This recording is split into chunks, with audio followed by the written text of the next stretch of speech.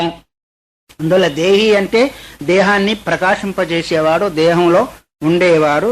సజ్జీవన, అతని ద్వారానే ఇది దీనికి ప్రాణం ఉన్నదా అనే వలే కనిపిస్తుంది తప్ప వాస్తవికంగా శరీరానికి జీవత్వం అనేది లేదు, ఉనికి అనేది లేదు, చలనం అనేది లేదు. కాబట్టి ఆ దృశ్య పదార్థం ఏదైతే ఉందో దృక్ అయిన ఆత్మ వల్లనే నశిస్తుంది, అది ప్రకాశిస్తుంది. తర్వాత యాతన్వంగీ మృదుర్బాలామలపిండాత్మికా జడాసాన పశ్యతి యత్కించిదన శృణోతి న జిఘ్రతి చర్మమాత తనుస్తస్య బుద్ధ్యా వీక్షస్య రాఘవ యా ప్రణాధధికా శైవ హంతతే స్యాద్ఘ్నాస్పదం. ఇప్పటి వరకు ఏం చెప్పాడు? ఆత్మ యొక్క స్వాభావిక గుణాన్ని, స్వాభావిక స్థితిని చెప్పారు. రాఘవ రామ, నీవు ఏ శరీరాన్ని గురించి అయితే బాధపడుతున్నావో దానికి తను యా తన్వింగి మృదుర బాల మలపిండాత్మిక జడ, మృదుత్వమైన అవయవాలు కలిగింది, అందం కలిగింది. ఆ తర్వాత జడమైన దాన్ని నువ్వు చూస్తున్నావేమో, సా నా పశ్యతి యత్ కించిత్ నా శృణోతి నా జిఘ్రతి. ఆ మలపిండం ఏదైతే ఉందో జడమైంది కాబట్టి ఏది వినదు, ఏది తినదు, ఏది చూడదు, ఏది మాట్లాడను కూడా మాట్లాడదు. అక్కడి నుంచి శరీరంలోంచి దృక్ అనేవాడు వెళ్ళిపోతే. ఒకవేళ తినేదైతే మంచి మంచి పదార్థాన్ని కూడా జీవుడు వెళ్ళిపోయిన తర్వాత దగ్గర పెట్టండి, తింటుందేమో. అత్తర పన్నీర్ అంతా కూడా ముక్కు దగ్గర పెట్టండి, వాసన చూస్తుందా? పోని మంచి మంచి చిత్రాంతా తీసుకుపోయి మీ గురువు గారి ఫోటో చూడమంటే చూస్తుందా? చూడదు. ఎందుకంటే చూచే శక్తి దానికి లేదు. జడమైన వస్తువు ఒక చైతన్యం ద్వారా కదిలింపవలసిందే తప్ప ఆ చైతన్యం లేకపోతే దానికి ఏమాత్రం కూడా ఆస్కారం లేదు. సా నా పశ్యతి ఎత్తుకించది నా శృణోతి నా జిఘ్రతి. అందుకొరకే నేను చెప్పుకోను ఏనేక్షతి శృణోతి జిఘ్రతి తత్ప్రజ్ఞానం ఉదీరుతుంది. దేని ఏది ఉన్నందువల్ల శరీరము వాసన చూస్తుందో, రూపాన్ని చూస్తుందో, రసాన్ని గ్రహిస్తుందో, శబ్దాన్ని గ్రహిస్తుందో అదే ప్రజ్ఞ. ఆ ప్రజ్ఞానమే బ్రహ్మస్వరూపము.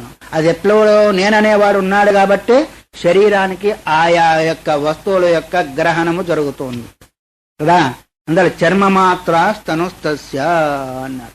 ఈ శరీరానికి అందం ఉంది అంటే పడుకున్న వాళ్ళ యొక్క ముఖం చూడండి ఎట్లా ఉంటుందో, ఎంత అందంగా ఉంటుంది. పడుకున్న వాళ్ళ ముఖం చూసారు ఎప్పుడన్నా?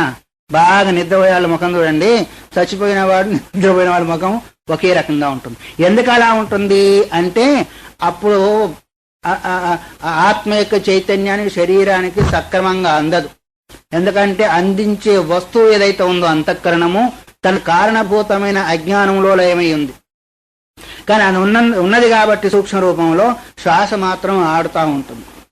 అందువలనే చచ్చిపోయినట్టుగా, అందుకొరకే నిద్రపోయినవాడు చచ్చిపోయినవాడు ఒకటే అంటా ఉంటారు. అంటే కొంచెం కొంచెం శ్వాస మాత్రమే ఆడుతూ ఉంటుంది అనుకోండి. ఇంకా కొంతమంది బుద్ధులు అంతా అయితే గానుగ తిరిగినట్టు తిరుగుతూ ఉంటారు.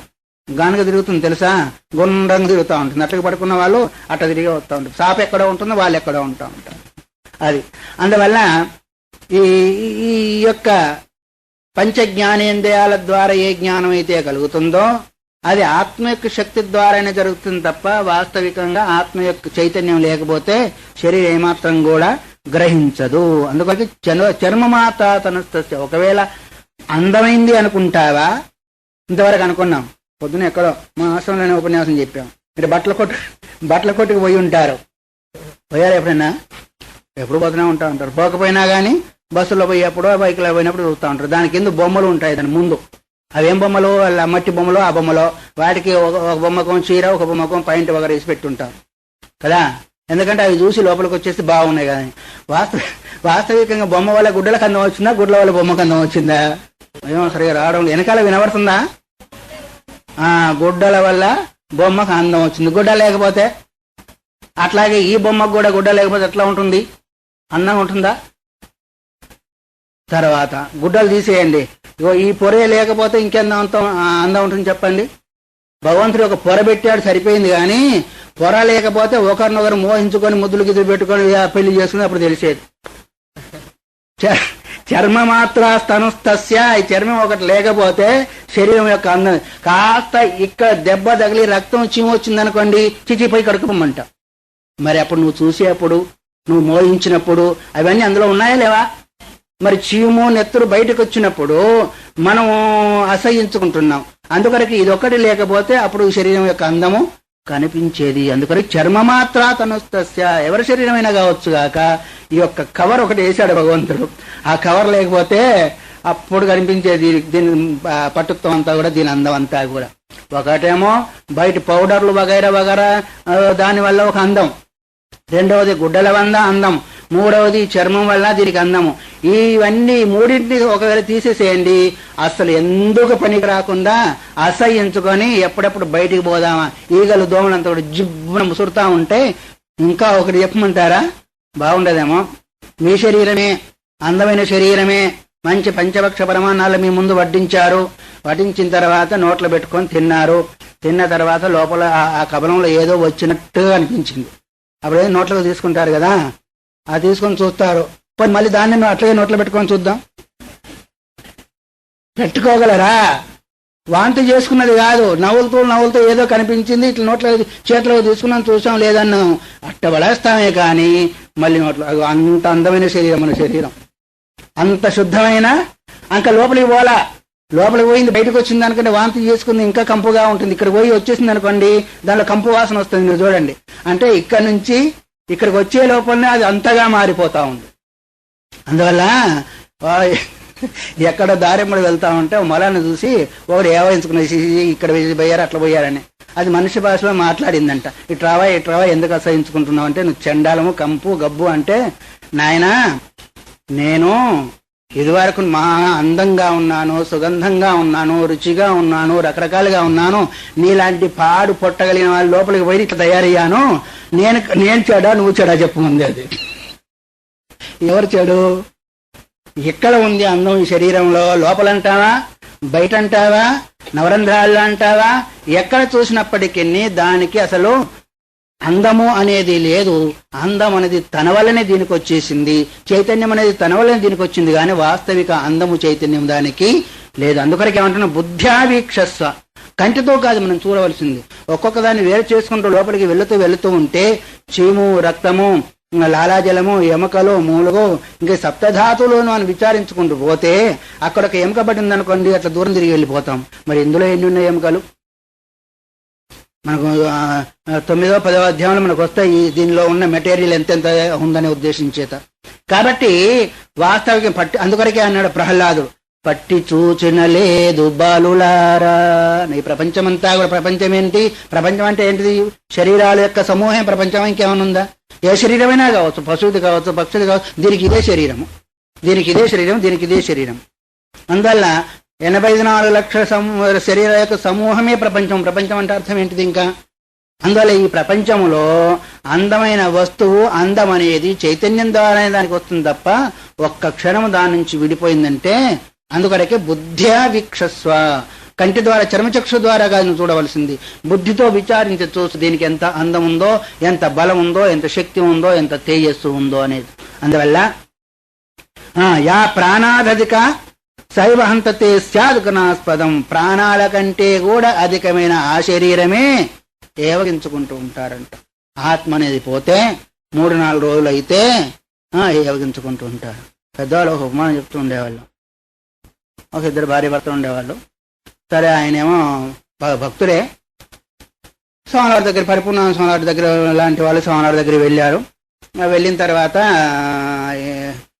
సరే వస్తున్నారు, పోతున్నారు, 2-3 రోజులు వెళ్ళాలి. ఏమయ్యా చాతుర్మాసం ఉపన్యాసాలు బాగా దొరుకుతుంది రాలేదంటే, స్వామి నేనంటే మా భార్యకి ఎంతో ప్రియము, అందుకొరకు 3-4 రోజులు పని పడింది రాలేదన్నారు.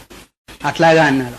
ఆ ముందు మళ్ళీ ఇంకో రోజు పోయాడు. ఆయన ఏం చేయాలంటే, పాయసం చేయి, ఈ రోజు పండుగ వచ్చేసింది, పాయసం చేయి, ఆశ్రమం నుంచి రాగానే నేను తింటా అన్నారు. ఈలోపు అక్కడికి పోయాడు. నేను ఒక మూలిక ఇస్తాను, పుక్కట పెట్టుకో, పుక్కట పెట్టుకున్న తర్వాత నువ్వు చనిపోయినట్టుగా ఉంటావు, కానీ అన్ని వినబడతా ఉంటాయి, శరీరం లావెక్కుతుంది, అప్పుడు మీ భార్య యొక్క ప్రేమ చూడు. భార్యకు భర్త అయిన భర్తకు ప్రేమ ఎంతవరకు అంటే శరీరం ఉన్నంతవరకు కదా.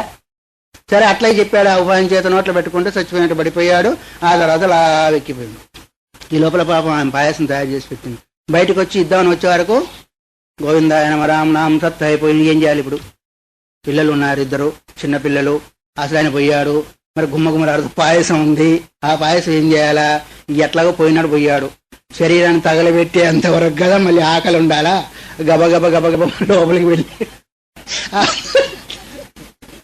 ఆ పాయసం అంతా తాగేసేసి మళ్ళీ వచ్చేసేసి అయ్యో ఇంతవరకు బాగున్నావు కాదు నాయనో, అప్పుడే నీకు నూరేళ్ళు నిన్న.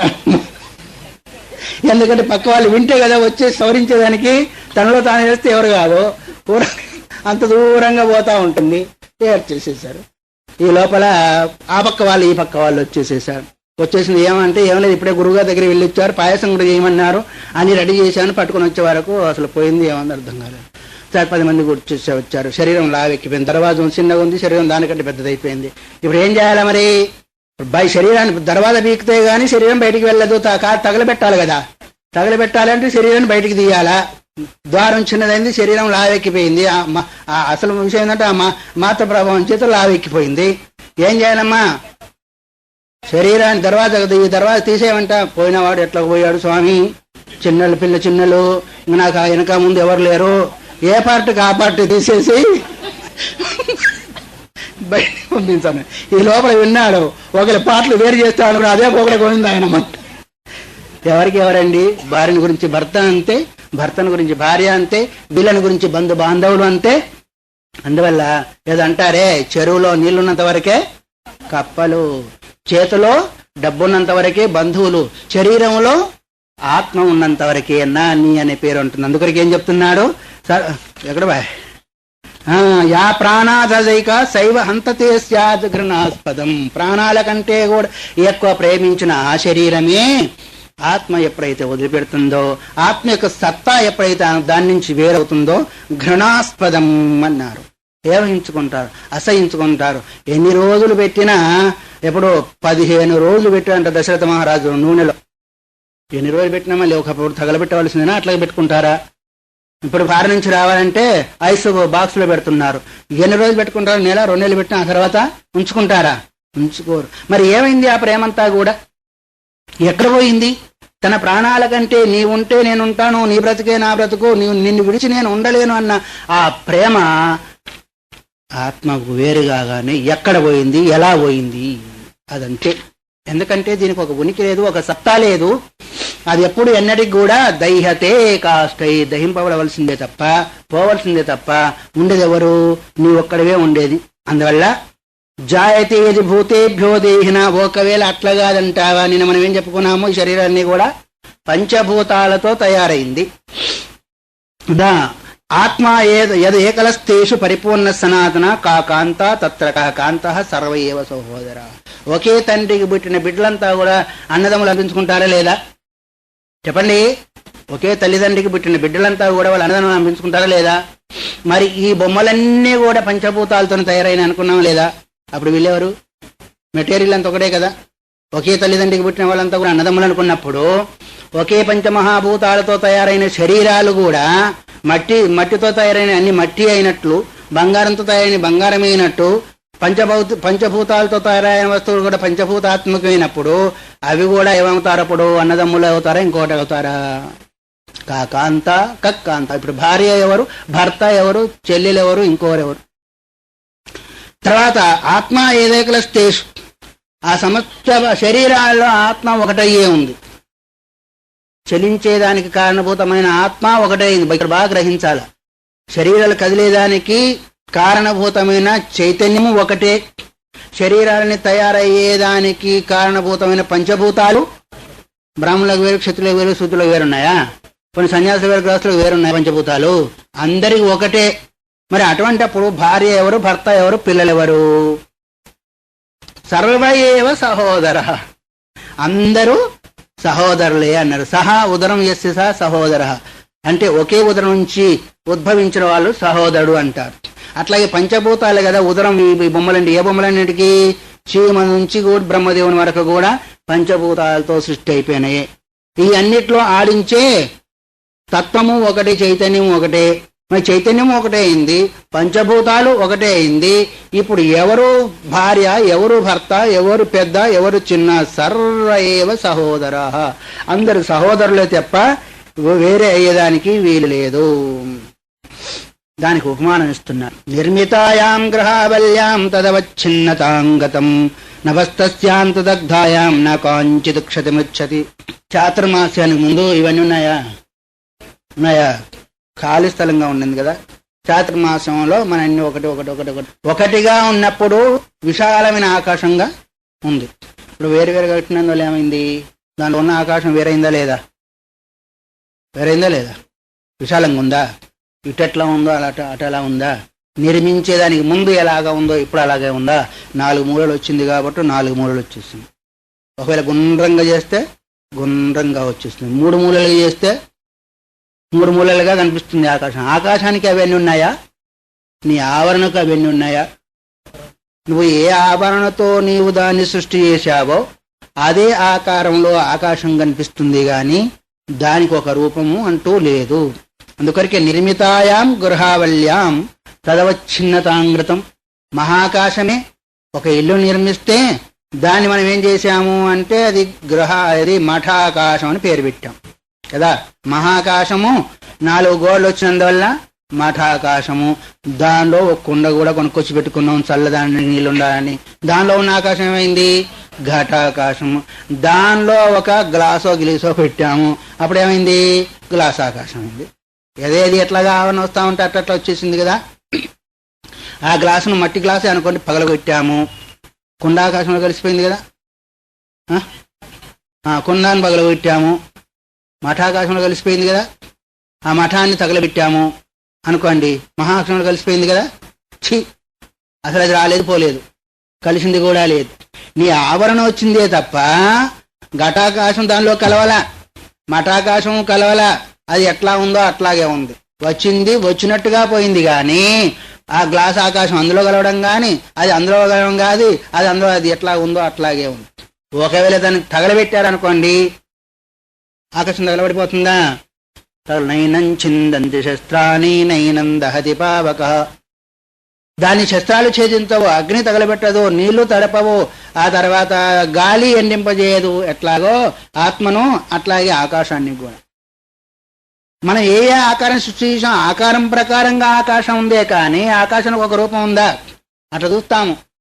ఎట్లా ఉంటుంది? అబ్బో ఈరోజు నల్లగా ఉంది ఆకాశం అంటాం. ఆకాశం నల్లగా ఉందా?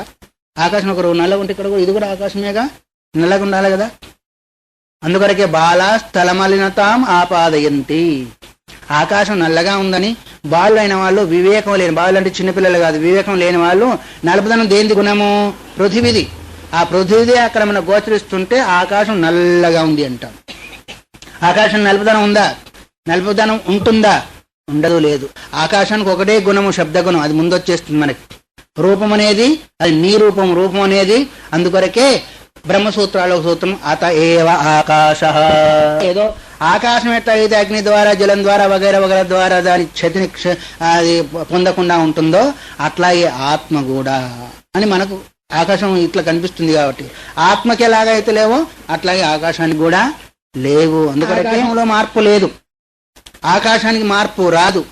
మనం ఒకటిగా తయారు చేసుకున్నాం. విశాలంగా ఉన్న స్థలం లోపల 4 ఇటుకరాళ్ళు, ఆ ఇటుకరాళ్ళు ఈ ఇటుకరాళ్ళు పెట్టి జోడించేసి ఇది ఇల్లు అన్నాం. ఆ ఇంటిలో ఆకాశం అన్నాం, ఒకటి బాత్రూమ్ అన్నాం, ఒకటి బెడ్రూమ్ అన్నాం, ఇంకోటి అన్నాం. అన్నీ తయారైంది ఎంత? ఆ ఇటుకరాలతోనేనా? అది బాత్రూంలో గ్లాసు ఇక్కడ తీసుకురాకు, ఇది వేరే అంటాం. కట్టింది మనమే, అవే ఇటుకరాళ్ళు. మరి పేరు మనము మార్చాం. అక్కడ భావనేనా ఇంకేమైనా ఉందా? అందువల్లనే నభస్తస్యాంతు దగ్ధాయం న కాంచిత్ క్షణముచ్చతి. ఒకవేళ ఆ ఇల్లు తగలబడిపోతే ఆకాశం ఏమాత్రం కూడా తగలబడదు. అట్లాగే ఈ శరీరాన్ని తగలబెట్టినందువల్ల ఆత్మ కూడా తగలబడదు. ఇంకొక ప్రశ్న అడుగుతాను మిమ్మల్ని. ప్రాణం, శరీరము మన భాషలో అనుకుందాం, చచ్చిపోయింది అనుకోండి. జీవుడు శరీరాన్ని వదిలిపెట్టాడు అనుకోండి. ఆ వదిలిపెట్టి చచ్చిపోయినాడు ఫలానా వ్యక్తి అనుకున్న ఆ శరీరంలో ఆత్మ ఉందా? ఏంటి ఇంత వేదాంతం మీరేం చెప్పలేకపోతున్నారు? ఆ చచ్చిపోయిన శరీరంలో ఆత్మ ఉందా? అయితే మీరు వేదాంతాన్ని చక్కగా వినడం లేదని నాకు అర్థమైంది. ఫ్యూజ్ ఊడిపోయింది అనుకోండి, అదే మధ్యలో ఇదేమంటారు, ఆ వైరు 2 ముక్కలు అయింది. 2 ముక్కలు అయిన సమయంలో అందులో కరెంట్ ఉంటుందా? ఉండదా? కనిపించడం లేదుగా. అట్లాగే చచ్చిపోయిన శరీరంలో ఆత్మ లేదు అంటే ఆత్మ పరిచ్ఛిన్నం అవుతుంది కాబట్టి అనిత్యత్వాపత్తి, అనిత్యం అవుతుంది. మరి ఎందుకు కనిపిస్తాయంటే దాని శక్తిని తీసుకొని శరీరానికి అందించే సూక్ష్మ శరీరం లేదు. అర్థమైందా? ఇప్పుడు కరెంటు ఉన్నప్పటికీ మనకి ఎందుకు కనిపించడం లేదంటే ఆ రెండిటి యొక్క కలయిక పోయింది కాబట్టి కరెంటు ఉన్నప్పటికీ మనకు వెలుతురు కనిపించడము లేదు. ఒకవేళ అది కలిసే ఉంటే మళ్ళీ వెలుతురు ఉంటుందా లేదా? కలిసి ఉన్నప్పుడు ఉంది, కలిసి లేనప్పుడు ఉంది కరెంట్ అందులో. కానీ కలిసి ఉన్నప్పుడు దాని యొక్క సత్తాను తీసుకొని వెలుతురులాగా వస్తుంది, కలిసి లేనప్పుడు దాని యొక్క సత్తాను తీసుకునే శక్తి దానికి లేదు. అట్లాగే సూక్ష్మ శరీరము ఉన్నందువల్ల సూక్ష్మ శరీరంలో ప్రతిబింబించిన ఆ తత్వమే ఈ శరీరానికి వెలుతురునిచ్చేది. శరీరం, ఆ సూక్ష్మ శరీరం ఎప్పుడైతే వెళ్ళిపోయిందో బయటికి ఈ స్థూల శరీరం నుంచి, అప్పుడు కూడా ఆత్మ ఉంది లేదనే దానికి వీలు లేదు. లేదంటావా? ఆత్మ పరిచ్ఛిన్నం అవుతుంది. ఎప్పుడైతే పరిచ్ఛిన్నం అవుతుందో అప్పుడు అనిత్యత్వాపత్తి వచ్చేస్తుంది. కాబట్టి దాని సత్తాను తీసుకుని శరీరానికి అందించే వస్తువు అక్కడ లేదు. ఇక్కడ ఎట్లాగైతే వేరైపోయిందో అక్కడ దాని నుంచి వేరైంది కాబట్టి అది దాని యొక్క ఆటలు సాగడం లేదు. అందువల్ల ఈ విషయాన్ని మనం గుర్తించుకున్నట్టయితే ఆత్మ యొక్క స్వరూపం ఏదైతే ఉందో దాన్ని ఏది కూడా దహించదు. ఎట్లాగైతే ఇంటిని తగలబెట్టినందువల్ల దానిలో ఆకాశం ఎలాగైతే తగలబడదో అట్లాగే శరీరాన్ని తగలబెట్టినందువల్ల దానిలో ఉన్న ఆత్మ కూడా తగలబెట్టబడదు. దానికి ఏమాత్రం కూడా హాని కలగదు. తద్వద్ ఆత్మాపి దేహేషు పరిపూర్ణ సనాతన హన్యమానేషు తేషేషు స్వయం హన్యతే. ఒకరి శరీరాన్ని తగలబెట్టినా కోసినా పీటినా శరీరానికే కానీ ఆ బాధలంతా కూడా లోపల ఉన్న ఆత్మకు మాత్రం ఆ బాధ ఏమాత్రం కూడా లేదు. కాకపోతే దాని యొక్క సత్తాను తీసుకొని వెలిగించే తత్వం పోతే పోవచ్చు కానీ ఆత్మ ఎక్కడ కూడా పోదు. మిగతా విషయాలు రేపు విచారిద్దాం. శుభమస్తు. హరే విపులమంగళదనశీలే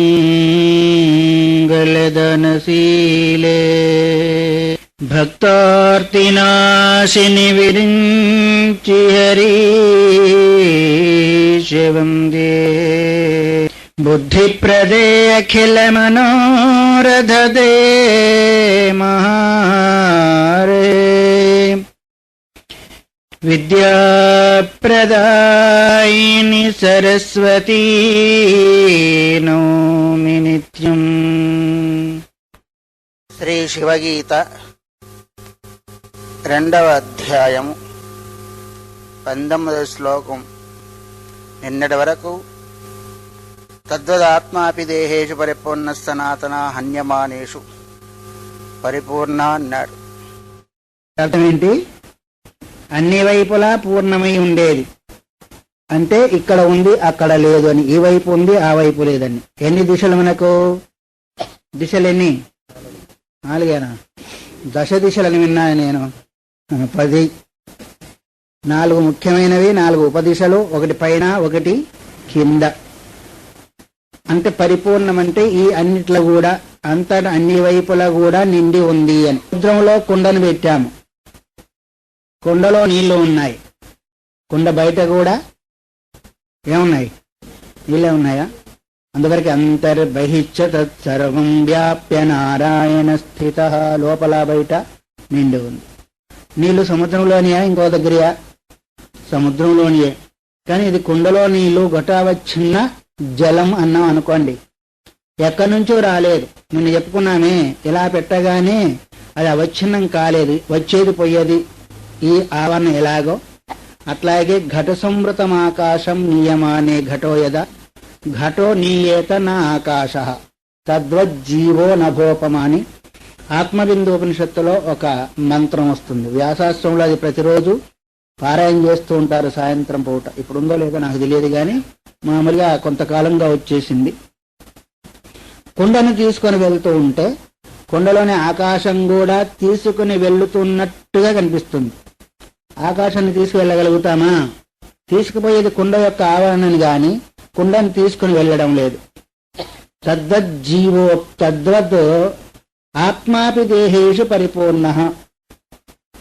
శరీరంలో ఆత్మ కూడా పరిపూర్ణమై ఉంది అని అంటే అర్థమేమి? మనకు కూడా 10 వైపులా ఉందా? 8 దిశలు పైన కింద ఆత్మ ఉన్నట్టే లెక్క, లేనట్టు లెక్క. ఒకవేళ లేదు అంటే పరిచ్ఛిన్నము. ఏదేది పరిచ్ఛిన్నమో అది అనిత్యము. కాబట్టి అనిత్యత్వాపత్తి వస్తుంది కాబట్టి పరిపూర్ణము అన్నారు. ఉభయత పూర్ణమైతే పరిచ్ఛిన్నమే, 3 వైపులా 4 వైపులా అయితే పరిచ్ఛిన్నమే. ఏ ఒక్క వైపు తక్కువైనా కానీ పరిచ్ఛిన్నం అవుతుంది కాబట్టి ఆత్మ నిత్య పరిచ్ఛిన్నత్వాద్ ఘటవత్. ఆత్మ పరిచ్ఛిన్నమైనందువల్ల అనిత్యము. కుండ ఎట్లా పరిచ్ఛిన్నమైనందువల్ల అనిత్యము, అట్లాగే ఆత్మ కూడా పరిచ్ఛిన్నమైనందువల్ల అనిత్యము అనేది వాది ప్రతివాదాల్లో వచ్చేదానికి అవకాశం ఉంటుంది. అందువల్ల శరీరంలో కూడా పరిపూర్ణ సనాతన అన్నాడు. పరిపూర్ణం అంటే మీ శరీరం లోపల బయట అంతా కూడా నిండి ఉంది అని నేను అనుకున్నామే. శరీరంలోంచి జీవాత్మ వెళ్ళిపోయినప్పటికీ, సూక్ష్మ శరీరం వెళ్ళిపోయినప్పటికీ ఆత్మ అందులో ఉంటుందా పోతుందా? ఆత్మ ఉంటుంది. అది దాని సంగతి మళ్ళీ ముందు వస్తుంది 20వ శ్లోకంలోను 15వ శ్లోకంలోను. ఆత్మ ఉంటుంది కానీ దాని యొక్క సత్తాను తీసుకొని శరీరానికి అందించే సూక్ష్మ శరీరం అనేది వెళ్ళిపోయింది. వచ్చేది పోయేది సూక్ష్మ శరీరమే కానీ ఆత్మ కాదు. స్థూల శరీరం వస్తూ పోతూ ఉంటుంది. ఇప్పుడు వచ్చింది స్థూల శరీరం, పోతూ ఉంటుంది. సూక్ష్మ శరీరం ఉన్నంత వరకు ఇది ఉన్నట్టుగా కనిపిస్తూ ఉంటుంది. అట్లాగే సూక్ష్మ శరీరం వస్తూ పోతూ ఉంటుంది కానీ ఆత్మ వచ్చేది కాదు, పోయేది కాదు. తర్వాత హన్యమానేషు తేష్వేవ స్వయం నైవ ఇంకొకటి సనాతన అన్నారు. సనాతనం అంటే అది నూతనమైంది కాదు, పురాతనమైంది అని. అంటే అనాది కాలం నుంచి ఉంది, అనాది అనంతం వరకు ఉంటుంది అని. ఎందుకు సనాతనం అన్నారు అంటే ఇక్కడ కొంచెం మనం విచారణ చేసినట్టయితే, ఒకప్పుడు పుట్టింది అంటే సనాతనం చెప్పకపోతే కుండ ఎట్లాగైతే పుట్టిందో, ఏదైతే పుడుతుందో అదంతా కూడా నశించేది అనే భావన వస్తుంది. కుండ పుట్టింది, మన శరీరం పుట్టింది, నశిస్తున్నాయా లేవా? యద్యత్ కృతకం తత్తద్ అనిత్యం యథాఘట. ఏదేది కర్మజన్యమైందో అదంతా కూడా అనిత్యమైంది కుండలాగా. ఇది కూడా ఒక కుండే కదా. ఏది ఈ బొమ్మ కూడా, ఇది కూడా ఒక కుండే. ఎప్పుడు పోతుందో తెలియదు. మీరు బజారుకు పోయి ఏదన్నా ఒక వస్తువు కొన్నారనుకోండి, ఒక ఫ్యాను, ఒక ఫోను వగైరా వగైరా, ఎన్ని రోజులు ఇస్తారు గ్యారంటీ? ఎక్కువ లెక్క తక్కువ ఒక సంవత్సరమైనా గ్యారంటీ ఇస్తారా లేదా? ఏమన్నా కొన్నారా లేదా వస్తువులు మీరు? కానీ ఈ శరీరానికి గ్యారంటీ ఎవరిచ్చారు? ఇవ్వగలుగుతారా? బ్రహ్మదేవుడు ఇచ్చేదే ఉంటాడు పాపం గ్యారంటీ, కానీ మనకు మాత్రం తెలియదు ఆ గ్యారంటీ కార్డు మన దగ్గర లేదు. అందుకొరకే ఇది సనాతనమైంది కాదు. మరి ఆత్మ సనాతనమైందని ఎందుకు ఒప్పుకోవాలి అని ఒకవేళ ప్రశ్న వస్తే ఒప్పుకోక తప్పదు. ఎప్పుడు పుట్టింది? ఒకవేళ ఆత్మ కూడా సనాతనమైంది కాదు, పుట్టింది అంటే అంతకు ముందు ఏమున్నది అనే ప్రశ్న వస్తుందా లేదా? అంతకుముందు ఇంకొక ఆత్మ ఉందని చెప్పాలా, ఇంకొక చైతన్యం ఉందని చెప్పాలా. అది పుట్టిందా సనాతనమా? కొన్ని సనాతనం అంటే అక్కడికి పోయి సనాతనం అనేదానికంటే దీన్ని అనొచ్చు కదా. మరి అది కూడా పుట్టిందంటావా? దానికి ముందే ఉంది అని ఈ విధంగా అనవస్థా దోషం వస్తుంది. కాబట్టి సనాతనమని చెప్పగా తప్పదు. అట్లాగే అనంతం కూడా, ఏదైతే సనాతనమైన వస్తువు అది అనంతం కూడా అయి ఉంటుంది. ఎందుకు? ఒకవేళ అంతమవుతుంది అంటే దీని తర్వాత ఏముంటుంది అనే భావన వస్తుందా లేదా? అందువరకు దాని తర్వాత ఇది కూడా అనవస్థా దోషం వస్తుంది. కాబట్టి ఏదో ఒక తత్వాన్ని అనాది అనంతంగా ఒప్పుకోక తప్పదు. అందువరకే శరీరాంతర్గతమై బయట లోపల ఉండే ఆత్మ పరిపూర్ణము ప్లస్ సనాతనము. అందుకరేకే హన్యమానేషు తేషేష స్వయం నైవ హన్యతే. శరీరాలు చంపబడుతూ ఉంటే ఇండ్లు తగలబడినందువల్ల ఆకాశం ఎట్లాగైతే తగలబడడం లేదో అట్లాగే శరీరాలు పోతూ ఉంటే శరీరాలతో పాటు ఆత్మ కూడా తగలబడడం లేదు, ఎండింపబడడం లేదు, నరకబడము లేదు. ఒకవేళ హంతా చేన్మన్యతే హంతుం హతశ్చేన్మన్యతే హతం తావుభౌ నా విజానీతో నాయం హంతి నహన్యతే. ఈ మంత్రం ఏదైతే ఉందో కఠోపనిషత్తు మంత్రం మొదటి అధ్యాయంలో 2వ వల్లిలో ఉంటుంది 19వ మంత్రము. హంతా చేన్మన్యతే హంతుం హతశ్చేన్మన్యతే హతం తావుభౌ నా విజానీతో నాయం హంతి నహన్యతే. ఈ మంత్రమే భగవద్గీత 2వ అధ్యాయంలో కూడా వచ్చేసింది. అంటే